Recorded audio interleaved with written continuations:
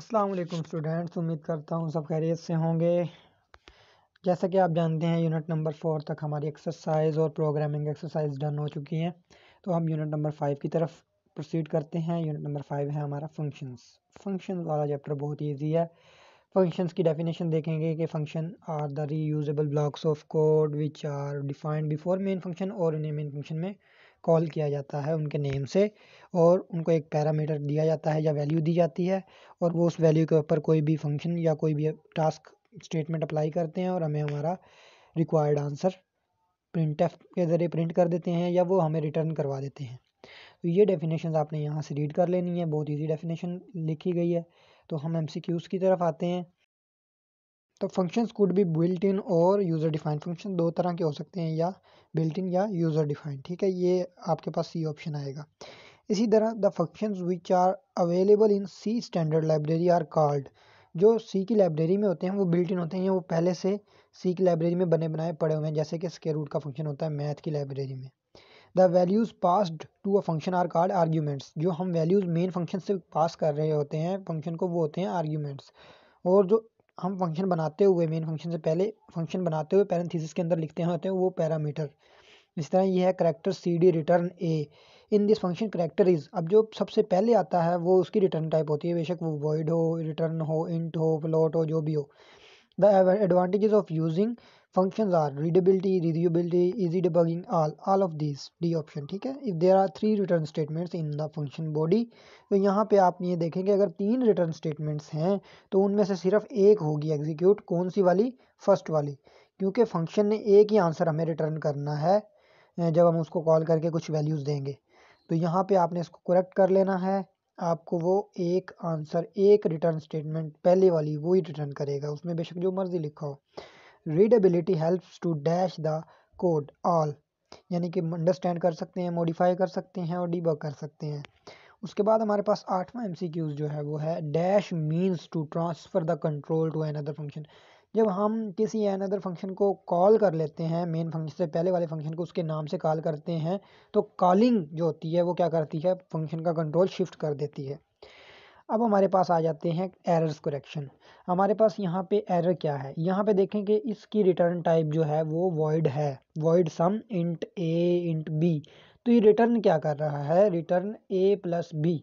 या तो ये यहाँ पे print F A plus B कर दे, या ये यहाँ पे रिटर्न सम, यानी कि ये एरर है यहाँ पे वॉइड, यानी ये एक एरर है। वर्ड मैसेज, अब देखें कि फंक्शंस की एक सेमीकोलन लगा हुआ है यहाँ पे, फंक्शन के बाद सेमीकोलन नहीं लगता पैरेंथेसिस के बाद। इसी तरह रिटर्न 23 के बाद अब यहाँ पे उसकी वर्ड टाइप है, लेकिन वो क्या कर रहा है? रिटर्न 23।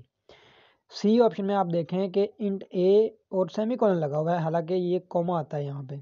इसी तरह if A greater than B return A else return B, यानी कि अगर दो नंबरों में से किसी एक नंबर को बताना है तो इफ़ ए कंडीशन वाली ठीक हो जाती है तो वो रन होगी, और एल्स का पार्ट नहीं लिखा, एल्स हम लिखेंगे, फिर रिटर्न बी करेगा। इसी तरह int product n1 n2 return n1 multiply by n2। तो यहाँ पे आप ये देखें कि फंक्शन की बॉडी नहीं बनाई गई, ब्लॉक्स जिन्हें हम दरमियानी ब्रैकेट कहते हैं फंक्शन की बॉडी। ठीक है, तो आपने वो बॉडी बनानी है। ई पार्ट में हमारे पास क्या है? टोटल डिजिट्स इंट x, और int count is equal to 0 for i is equal to x, i greater than और इक्वल टू 1, और i is equal to i divided by 10। तो यहाँ पे देखें कि काउंट प्लस प्लस और रिटर्न काउंट के बाद सेमी कॉलन नहीं लगा हुआ। और यहाँ पे एक और मिस्टेक है हमारे पास, जहाँ पे फंक्शन की बॉडी एंड हो रही है वहाँ पे एक एक्स्ट्रा एडिशनल सेमी कॉलन लगा हुआ है। तो ये हमारे पास कुछ गलतियाँ हैं। इस तरह हमारे पास यहाँ पे हमने आउटपुट लिखनी है। तो इसमें हमारे पास आउटपुट क्या आएगी कि ये एक फंक्शन है एक्स वाई जी, जब भी हम इसको कोई भी वैल्यू देंगे मेन फंक्शन के अंदर, ये हमें क्या करेगा? उसका डबल रिटर्न करेगा। तो int p is equal to X Y G into 5। अब 5 का डबल जो है, यानी एक्स वाई जी क्या करेगा? उस वैल्यू को डबल करेगा और वो p में स्टोर हो जाएगी।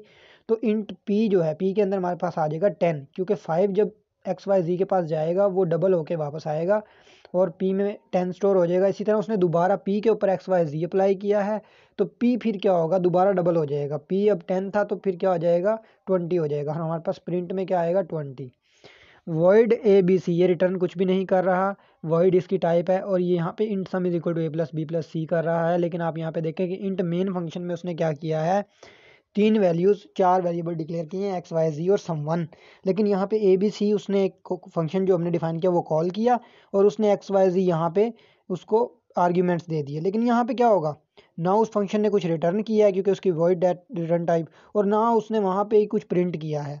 तो इसका मतलब हमारे पास आंसर तो कुछ भी नहीं आएगा, प्लस के कुछ भी नहीं आएगा। लेकिन यहाँ पे उसने प्रिंट एफ स्टेटमेंट जो मेन फंक्शन में दी है वो रन होगी और उसमें क्या होगा कि वो सिंपल एक्स वाई और जी की value as it is print कर देगी। तो आपने यहाँ पे ये ध्यान रखना है, अगर जो हमारा डिफाइन फंक्शन है ABC उसके अंदर कुछ प्रिंट नहीं हो रहा और ना वो कुछ रिटर्न कर रहा है तो हमारे पास कोई आंसर जमा होके नहीं आएगा। जैसे कि आप जमा करके बैठे हो 23 जमा 7 जमा 4 34 आंसर लिख के, तो ऐसा नहीं करना, ये गलती है आपकी, ठीक है।